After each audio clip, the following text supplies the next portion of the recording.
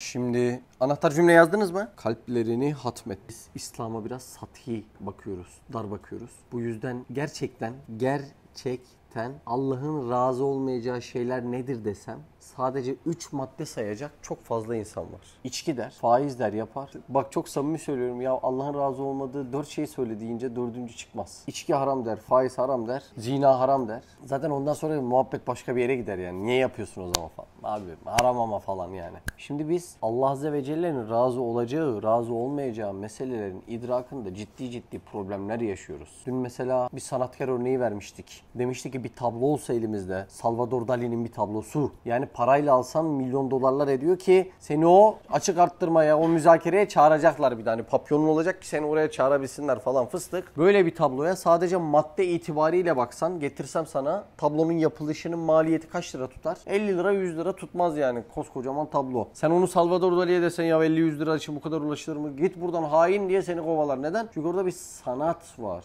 Öyle değil mi? Biz de bu kainattaki mevcudata bakışımızda sanatkarın mührünü onun üzerinden silerek bakıyoruz. Yani bir DNA'daki, RNA'daki vakalara, aplikasyonlara bakıyoruz. Bu baktığımızda her an üstümüzde oluşan bu vaka olaylar bizi hayrete düşürüyor. Ama biz bunlara manayı ismi ile bakıyoruz. Yani sadece kendisiyle bakıyoruz. Manayı harfiyle bakıp bunun yaratıcısı bu muazzam işleri nasıl benim vücudumda an ve an yaptırıyor desek ciddi bir hayrete düşeceğiz. Şimdi bizim bakış darlığımızda, nazarımızdaki satilikte devam eden süreçte olay şuralara gidiyor. Şimdi az önce dedim ya, adama haram nedir desen 3-4 cevap verebilecek. 4. çıkmıyor bile çoğu zaman. Aynı adama bizler de dahi, şimdi biraz konuya gireyim. Desek ki kardeşim senin için iyi adam kimdir, kötü adam kim? Bizde bunun da şeyi çok kısıtlı. Ciddi manada kısıtlı bunun açısı. İyi adam kim, kötü adam kim? Bunu nasıl anlarız? Bunun turnusolu nedir? Bizde bunlar çok kısıtlı. Geçen gün şöyle bir şey düşündüm. Ticaret ehli insanların ekserisinin, özellikle de iş hacmi genişse, düğünlerine bakın, inanılmaz sayıda dostu vardır. Ama böyle ticaret ehli değil de biraz gariban birisine baktığında o kadar fazla dost onun etrafında göremiyorsun. Ama bunu istatistiğe vurduğumuzda %99 istatistikte olur. O zaman şu mu yani? Bütün ticaret ehli insanların gönlü çok güzel, muhabbet ehli, o yüzden dost buluyorlar. Bütün garibanların da gönlü kötü, pis, muhabbet bilmezler, o yüzden yalnız kalıyorlar. Bu mu bunun cevabı? Bu değil. O zaman biraz önceki örnekte ticaret ehlinin kalabalığındaki kalabalığın sebebi demek muhabbet değil, menfaat olsa gerek. Doğru mu? Şimdi o adamın etrafında birçok kişi var. Dün öyle bir tane videoda 20 tane hikaye izledim de zihnim çok duruyor yani. Böyle her gittiği mekanda filan kes abimizin mekanı, kardeşimizin mekanı, şeref vermişler. O şeref bize ait, hayır bize ait, size ait. Bize.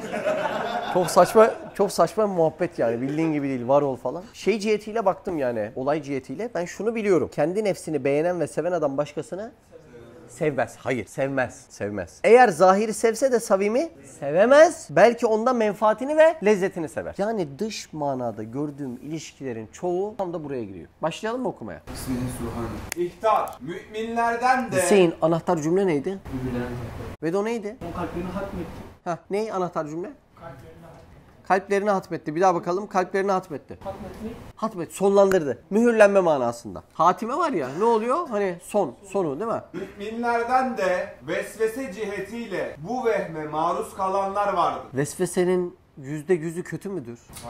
Hayır. Vesvesenin, yani vehimin bir manası var. İdrakın kuvveti diye geçiyor. Anladın mı? Sana o noktada bir şüphe geldi. Sen de o şüpheyle aynı geliş kuvvetinde araştırmaya gittin. Bu senin idrakına muazzam kuvvet verir. Tamam mı? Ama burada menfi kısmını konuşacağız. Devam. Dikkat etmek lazımdır. Mektup biraz zahmetli. O yüzden çok müdakkik okursanız sevinirim. Sonra konuşmalarımız hatıra gibi kalır ama mektup havada kalır. Bu ayetin kelimeleri arasında nazmı icap eden münasebetlere gelir. Hateme'nin le yu'minun ile irtibatı ve onun arkasından zikredilmesi cezanın cürme tereddüpü kabilindendir. Burada bunları bir şey gibi düşünebiliriz. Hani bu işin üstad fetvaları o ince harflerden çıkarıyor ya hükümleri. Burada öyle ince bir ayar var. Biz biraz daha çok manaya bakalım. Burada tam bizim alanımıza girmediğinden dolayı. Ama burada asıl dikkat edilmesi gereken mesele ne? Hani bir ayetin içerisinde geçiyor ya, hatemallahu. Yani kalplerin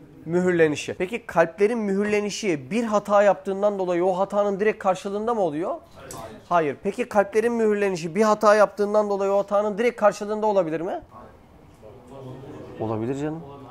haşa Allah yoktur de küfre gir. Olabilir yani, niye olmasın? Anladın mı? Ama ekseriyete baktığında bu hal böyle olmuyor. Yani iman kolay kazanılan bir şey olmadığından dolayı kolay kaybedilen bir şey de olmuyor. Ne oluyor? Bir insan iman denilen böyle bir anlık mazhariyetten, muazzam bir iş yaptığından dolayı da olmuyor. Sürecin, hatta finalin adı iman olduğu gibi kaybediş de aynen böyle. Yani yolda Allah'ın sana ima ve işaret ile bazı manalar sunmasını ve senin bu manaları nefsinin kalınlaşmasından dolayı okumaman. Mesela o gün sana namaza başlatabilecek bir hatıra nasip ediyor Allah Azze ve Celle. Bir arkadaş nasip ediyor. Bir kitap nasip ediyor. Tam böyle internette gezerken bir video nasip ediyor. Tam da içinden onu başlatacak bir dürtü var. Ama sen diyorsun ki ya ben şimdi bu namaza başlasam bizim çocuklara, bizim arkadaşlara nasıl açıklayacağım bunu diyorsun. O kapıyı kapatıyorsun ya. Bu ve bunun gibi birçok kapıyı kapattığını düşün. Başka bir yerde de böyle 3-4 kişi adamla bir gün arabada denk geliyor. Abi diyor şurada mekanımız var. Gelin çay da içebiliriz. Kafana takılan soru varsa sor. Onu anlıyor mu? Onu da anlamıyor. Başka bir yerde bir tanesi bir şey daha diyor. Bu konuşmanın 50.sinde adam iyice enaniyeti kavileştiğinden ve kendisine gelen kapıları sürekli kapattığından dolayı sonuç kötüye doğru gitgide devam ediyor. Ya bu hadis dediğinizde haşa zaten saçmalık diye belki oradan başlıyor. Belki ya ben bu cemaatlere, tarikatlara karşıyım. Yani bu işlerde bir aracı kullanmak çok saçma diyor. Aynı şeyi maddi dünyada desek kardeş o zaman hastalandığında bütün ilaçlar zaten nebatattan yapılmıyor mu? Sen aracı olarak eczacıyı da kullanma. Kendin topla desen olur mu öyle şey? Bir dirhemi yanlış olsa ne oluyor işte? Müfessir de bu yüzden var yani. Anladın mı? Bu aslında alimleri de bu yüzden var. Sen o ayetlerin bir dirhemini yanlış kullandığında sapıyorsun gidiyorsun işte, o yüzden var. Ama maddi dünya için sunsan onu öyle demez. Abi her dersin öğretmeninin olmasını kabulleniyor ama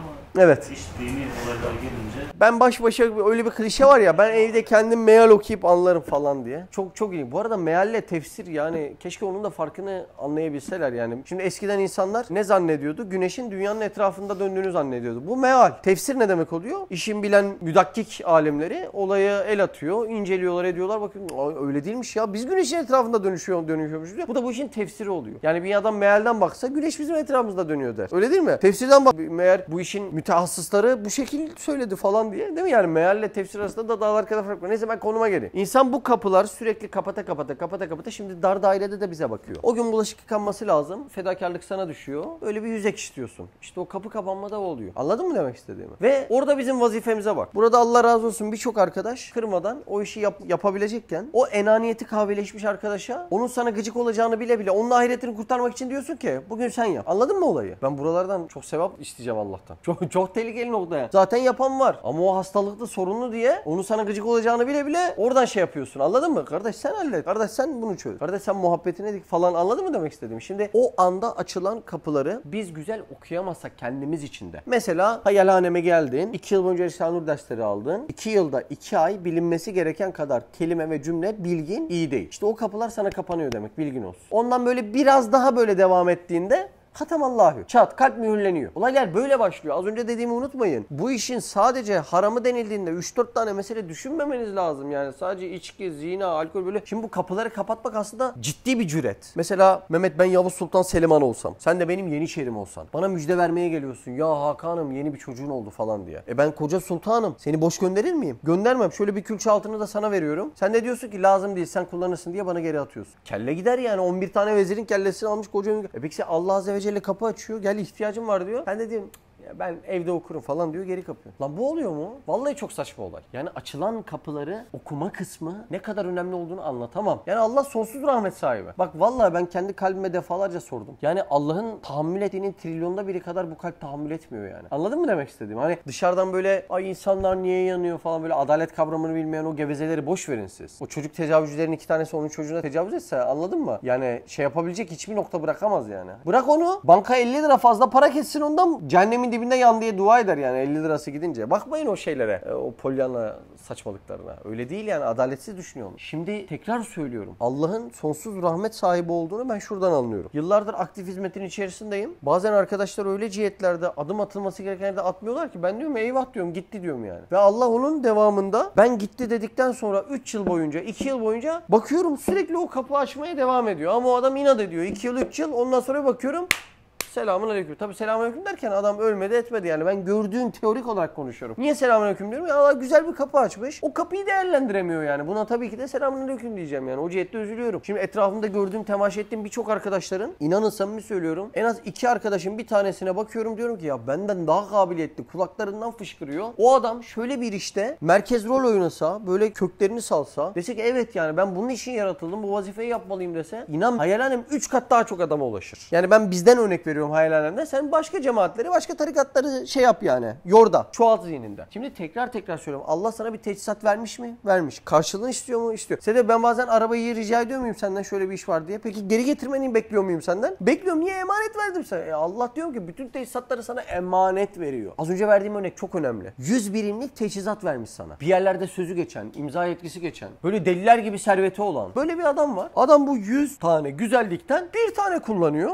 ve evinde oturup namaz kılıyor. Hiçbir şeye karışmıyor. Ümmete omuz olmuyor. Müslümanlara yardımcı olmuyor. Şimdi haşa, estağfurullah bila teşbih. Sen yaratıcı olsan, bu emanetleri sen versen böyle bir hali kabul eder miydin? Yani Müslümanlara yardım etsin diye iradesini kullanıp bu Müslümana ciddi kuvvet veriyorsun ve o Müslüman onu kendi rahatında kullanıyor. Hiç akla mantığa uyuyor mu? Şimdi etrafa baktığında genel böyle değil mi? Geneli böyle yani. Ben 40'ta birlerin verilip verilmediği hakkında çok şüphem var yani. Ki birçoğu verilmiyordur eminim. Onun hesabını bile oturup yapan olduğunu çok zannetmiyorum. Şimdi konuma tekrar gelmeye çalışıyorum. Biraz oturuyor mu konu? Allah kapılar açıyor. Bu kapılar sadece bugün namaz kıl, bugün içki içme manasında düşünme. Sana, Resulüme bir adım daha benzeyebilecek bir fırsat verdi. Neyle? Bugün kalk kardeşlerinin yorgunluğu üzerine kahvaltılarını sen hazırla. Ama asla yarın da onların sana kahvaltı hazırlamasını bekleme. Neden? Çok önemli cümle. Bilmeyenler not edecek. Uhuvvet tek taraflıdır. Çift taraflı değil. Burak, uhuvvet? Tek taraflı.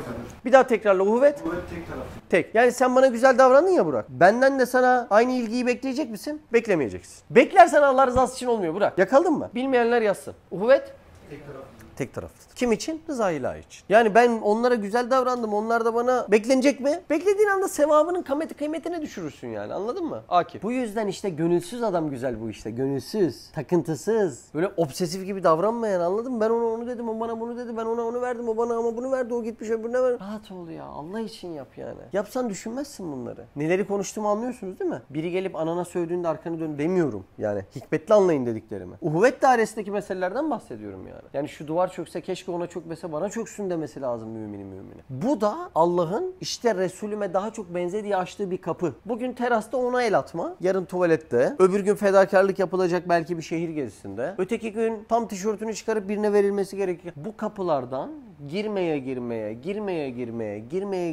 işin sonunda ne oluyor? Hatemallahu. Kalp mühürleniyor. Size şunu tekrar söyleyeyim. Bizim birebir muhabbette çok tatlı, çok sevimli gördüğümüz insanların birçoğunun Allah'la ilişkisinde ve yürüyüş serüveninde düzenli ve düzgün adım atamamasının en büyük sebeplerinden bir tanesi bu. Allah ona bir kapı açmış. Belki kabiliyet fışkırıyor adamdan. Açtığı kapıyla değil binlere, milyonlara sadece tebliğ etme değil Sinan, harekete geçirecek. Yani şimdi burada çok kemik vazife rol gören 3 kişi düşünün Mıçe. İçeride boş gezen diğer 3 kişi onlardan daha kabiliyetsiz değil. Bak bana inan değil. Bu dediğime inanıyor musun? Değil bak, gerçekten değil. Burada kemik vazife gören 3 kişiyi düşün. Bir de kemik vazife görmeyen diğer 3 kişiyi düşün. Bak vallahi bunlardan daha kabiliyetsiz değil Sinan. İnan bana. Allah'ın açtığı kapıdan girmiyor. Girmiyor ya. Yanından geçerken şu kola bir zarar gelmiş. Ya bu benim malım. Ben buna yardım edeyim bunu demiyor. Tam kapıdan çıkacakken eve gidecek yorgun. Bir tane böyle kafası şüpheli bir çocuk görüyor. Ya bu çocuğun da imanla yetişmek lazım. Boş ver evi, 2 saat daha az uyu demiyor. Tam mutfağa girmiş, bulaşıklar düzensiz. Ya ben yapayım kardeşim yorulmasın demiyor. Bak bu kapılar kapana hatemallah. Anladın mı? Verdiğim örneklerin hiçbirini yapmamak haram değil. Ama peygamberin hanesine yaklaştıkça helaller bile haram kisvesini bürünüyor. Onlar bile sayılmıyor. Size ufak bir vaka anlatayım. Onun üzerinden konuya devam edeyim. Bişri Hafi diye bir zat var. Bişri Hafi'nin ilk İslam'a dönüş meselesinde yerde böyle Kur'an lafzından bir kağıt parçası buluyor. Çamurun içerisinde. Onu yıkıyor, temizliyor, ıtırlıyor böyle güzel bir koku. Sonra evinin baş köşesine koyuyor. Allah ondan dolayı kalbine ilham nasip ediyor Bişri Hafi'nin. Ondan sonra ciddi bir evliya, bir Allah dostu oluyor Bişri Hafi. Asıl konuma döneyim. Bir gün Bişri Hafi'nin kızları damda damda iplik büküyorlar Sinan. İplik bükme diye bir geçim kaynağı var. Tabii o dönem elektrik var mı? Yok. Ne yapıyorlar? Bir gaz lambası, gaz yağı değil mi? Bir ışıldak o şekilde. Kendilerinin iplik bükerken ışıldakları sönüyor. O esnada da evlerinin damının yanından yürüyerek birileri geçiyor. Geçerken de onların ışıldağı onların eline çarpıyor. Işıldak çarpmıyor, ışığı çarpıyor. Tam da Ahmed İbni Hanbel'in dönemi. Bişrafi'nin kızları sabah Ahmed İbni Hanbel'e gidiyor. Diyorlar ki ya imam sana bir sorumuz var. Biz damda iplik büküyorduk. İplik bükerken bizim ışığımız söndü. Tam o esnada komşumuz geçti ve komşumuzun ışıldağının ışığı elimize geldi. Biz o ışıkla iplik bükmeye devam ettik. Bu bize haram mıdır diyor.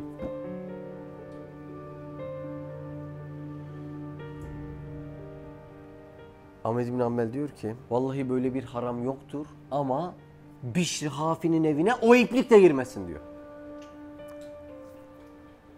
Anlatabildim mi demek istediğimi? O kapı açılmışsa o kapıyı kullanmak zorundasın. Kameti kıymetine göre. Ana konumu tekrar söyleyeyim. Çok sempatik, çok tatlı, çok cana yakın, çok kabiliyetli gördüğünüz birçok insanların Allah Azze ve Celle ile biraz uzaktan mesafeli baktığında arasının bozuk olduğunu anladığında asıl sebep tam burası. Allah çok teçhizat vermiş ama o kapılardan girmemiş.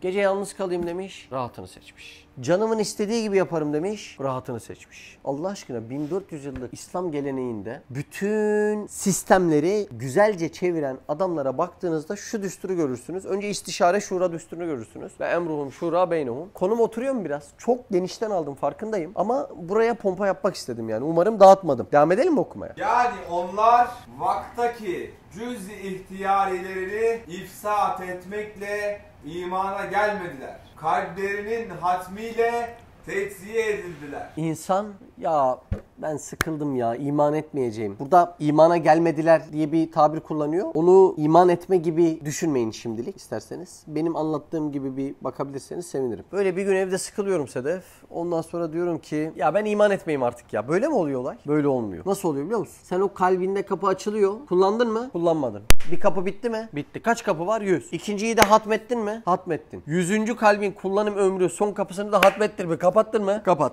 Bunun sonucunda ne olacak? Kalplerin hatmiyle, kullanım ömrünü bitirmenle, bütün canlarını yemenle, artık kullanımı tamamen bitmesiyle tedziye edildiler, kovuldular. Sen açılan kapılardan girmeye mesela sana 500 kapı yazmıştır, bana 100 kapı yazmıştır, ona 200 kapı yazmıştır. Bilemiyoruz. Çünkü Allah herkese kendi şartlarına göre imtihan sunuyor. Değil mi? O yüzden mutlak ciddi bir adalet var yani. O kendi şartlarında sana diyelim 120 kapılık bir imtihan sundu. 120 kapının 120'sinde kapattın mı? Kapattın. Ve bunun sonunda ne oldu? Ben artık iman etmeyeyim mi dedin? Hayır. Kalplerinin hatmiyle tedziye edildiler. Yani kovuldular. Katema tabiri onların dalaletlerini tasvir eden temsili bir üsluba işarettir. Şöyle ki kalp gözü sanki cevahire bir hazine olmak üzere. Cevahir zaten hazine demek. Cevahir. Burada şöyle düşün. Kalbinizi bir kuyumcu dükkanı şeklinde Allah'ın size sunduğunu düşünün. Siz de o açılan kapıların her birinden girdiğinizde yakutlar, zümrütler ve muhtelif mücevherleri oraya astığınızı düşünün. Kullanım amacına uygun oldu mu? Oldu. İşte kalbini tam bu şekilde hayal etmen lazım. Allah bir mücevherci dükkanı olarak sana sunuyor. Sen de açılan her kapıdan girdikçe oraya bir yakut,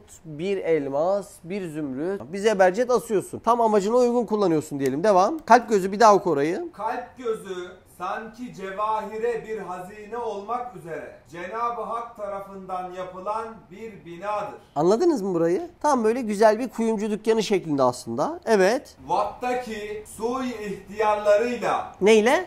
Sui. Ömer, sui ihtiyar ne demek Ömer? Kötü irade.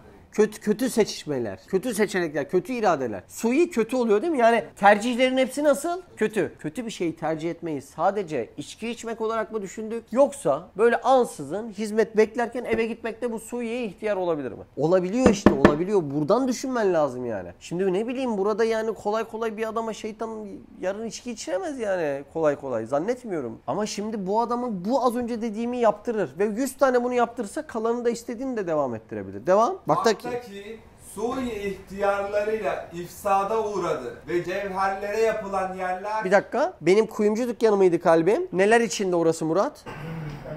Eyvallah. Onlar için de bak şimdi ifsata uğrata kapıları kapata ne koymuşum? Yılanlar ve akreplerle doldu. Kalbi sürekli zehirleyecek şeyleri koydum oraya. Ne gibi mesela? Şurada hantallık gibi. Şurada temperverlik gibi. Sürekli laf yetiştirme gibi. Bunu bizim daire için söylüyorum. Dışarı daire için de çok geniş. Allah'ın o verdiği kabiliyetle 100 tane, 1000 tane adamın imanla vesile olacakken gidip 10 metrekare o dükkanda ömür geçirmek de buna dahil. Mesela. Ne oldu? Öldün mü? Rızıksız mı kaldın? Ne oldu yani? Giydiğin çarık, üstünde tişört. Ne değişti yani? Yedirmediği bir şey mi kaldı Allah'ın sana? Ne bu hırs? Ne bu heves yani? Hayır bende olması lazım. Ya niye vermiyorum Allah işte sana ya? Bir şekilde. Hem de ummadığın yerden. Bu daha ilaslı bir şey değil mi yani? Anladın mı demek istediğimi? Ve bu tercih yani yine açılan bir kapıyı kapatma sonucu kuyumcu dükkanı şeklinde sana sunulan ve içine zümrütler, mücevherler koyman gereken kalp nelerle doldu Uğur? Yılan, akrep. Yılanlar, akrep. Kalbini sokup zehirleyecek şeylerle. Kapısı hatmedildi. Bir dakika. Şimdi birine bir soru sorayım. Furkan sana sorayım mı?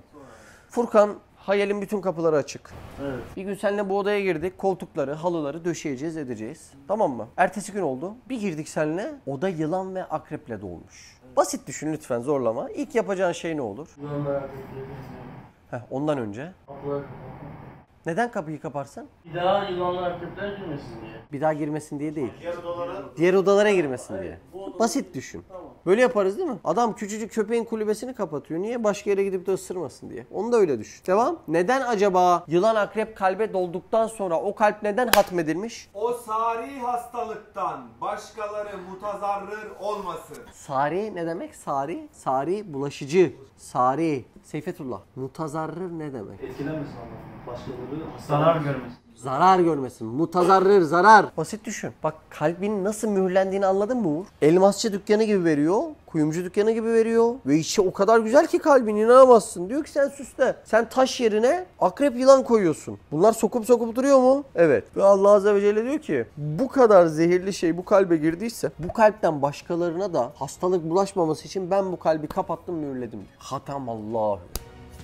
Nasıl Hakan? Çok ilginç. Devam edelim mi? Evet. Allahu zamiri mütekellimin yerine ismi zahirin gelmesi tekellümden gaybete iltifattır. Ve bu iltifatta latif bir nükte vardır. Şöyle ki le yu'minun'den sonra billahi mukadder ve menvi maksut olduğuna nazaran Şimdi beyler çok önemli burası.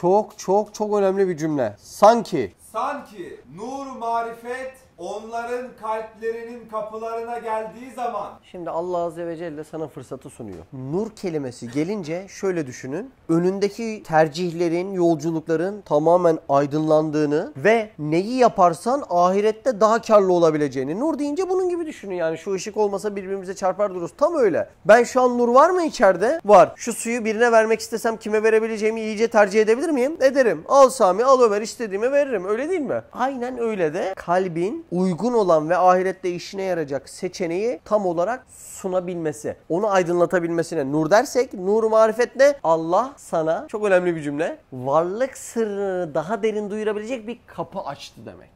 Sen uhuvvetteki şu hassasiyeti yaparsan gecesinde Allah'ın varlık sırrını daha güzel duyabileceğin bir alana gideceksin. Ama onun yerine ve buna benzer delikanlılıklar yerine yolculuğunda yalan kullanırsan kalbini en hızlı, en seri şekilde öldürecek yılanı ve akrebi davet edecek hamleyi yapmışsın demektir. Anladın mı? Bu cümle çok önemli. Bu cümleyi yazacağız bu arada defterlere. Sanki, Ömer sen oku, biz de yazalım. Sanki nur marifet onların kalplerinin kapılarına geldiği zaman Sinan, Allah çok ufak bir sebeple nuru marifeti getirdi mi kapına? Evet abi. Geldi, şu an kapında duruyor mu? Evet abi. Geldi. Bir sebep, bir vesile yani. Yoldaki ufacık çocuğa kadar sebepleri düşünebilirsiniz. Geldi. İbret alabileceğin, ders alacağın, nasihat alacağın bir nuru marifet geldi. Çaldı mı kapını?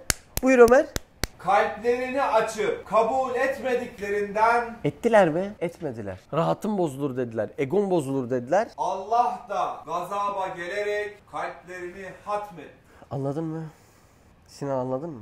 Bak ben şimdi ne kadar genel bakıyorum desem de bakamam herhalde, öznel bakarım. Ama mesela hayalhanem yani. Ben buranın içerisindeyim, burayla örnekliyorum. Böyle bir kapıyı açıyor, sunuyor. Bırak yani çay içmeyi. Sana hizmet edebilecek bu kapıyı sunuyor. Nuru marifeti kapına getiriyor. Aradan 6 ay geçiyor. 8 ay, 10 ay, 1 yıl geçiyor. Beklentilerini doğru seçmediğinden dolayı ne bekledin? Gırgır bekledin, şamata bekledin. Okuduğumda kalbimde başka haller olacak diye bekledin. Sen sadece Allah'ın razı olmasını beklemen lazımdı. Orada bile beklentin yanlıştı. Bir ders var, yarın okuyalım. Tarikat ve hakikat vesilelikten çıkmamak gerektir. Eğer maksudu bizzat hükmüne geçseler o vakit şeriatın muhakematı ve ameliyatı ve sünnet-i seniyye ittiba resmi hükmünde kalır. Kalp öteki tarafa müteveccih olur diyor. Şunu demek istiyor. Şurada arkadaşlarla yapacağım bir organizasyonu namazındaki huşuna tercih ediyorsan sen de bu oyalananlardasın demek. Anladın mı? İfade edebildim mi demek istediğimi? Bunlar senin kapına geldiğinde Allah senin kapına geliyor. Nuru marifetle ilgili bir vesile sunuyor. Şu kapıdan giriyorsun. Sürekli birilerinin namazına, sürekli birilerinin ahiretine vesile oluyor ve sen bu sevaplara ortak alacaksın. 6 ay geçiyor, 8 ay geçiyor, 1 yıl geçiyor. Ay beni sabah niye uyandırdılar? Ya ben bu adamın bakışını beğenmedim. Bana çok karışılıyor. Hiç anlayamıyorum bu cümleleri de. Allah sonumu hayır etsin. Bunun gibi cümleleri ede kalplerini açıp kabul etmedik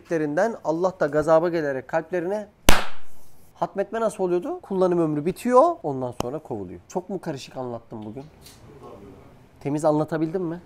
Heh. Yani mektup şey böyle, yani biraz ince mektup ya. Yani ben de bu kadar anlatam. Dersin hemen öncesinde abi Kader Risalesi'ndeki mevzuya da değiniyor. Hatmeden evet Allah zahirde ama hak eden sensin. Tam o konuya değiniliyor abi, değil mi? Aynen öyle. Neden? Yılanı akrebi sen koydun. Nasıl? Bile bile. İsteye isteye. Rahatımı bozamam. Ben teşviki mesai edemem. Niye o saatte onu yapayım? Bize bakan yanları konuşalım. Ya şu kapı düzenli saatte açılıp düzenli saatte kapanıyorsa biri düzenli demek ki. Yani bu kadar basit düşünmen lazım. Kainatta düzen varsa düzeni yaratan var yani. Burada da düzen varsa düzeni uygulayan var. Sen niye bu uygulayanlardan biri değilsin? Mübarek adam. Bulaşık de, edit de, kapı de, ışık de, elektrik faturasını ödeme de ya. Bu düzen gidiyor işte yani. Nasıl bir ucubun var da bu düzeni uygulayanlardan değilsin? Devam. Ucup. Sedef. Ucup ne demek Sedef? Ucup amele güven. İç beğeni diye de işlemiştik, hatırlıyor musun? Hani dedik ya o kapılar açılıyor girmiyor filan. İsa Nur'da bir yerde diyor ki Sahi Nur'a yakın olup girmeyenler daha büyük tehlikededirler diyor. Aslında biraz sanki bundan dolayı.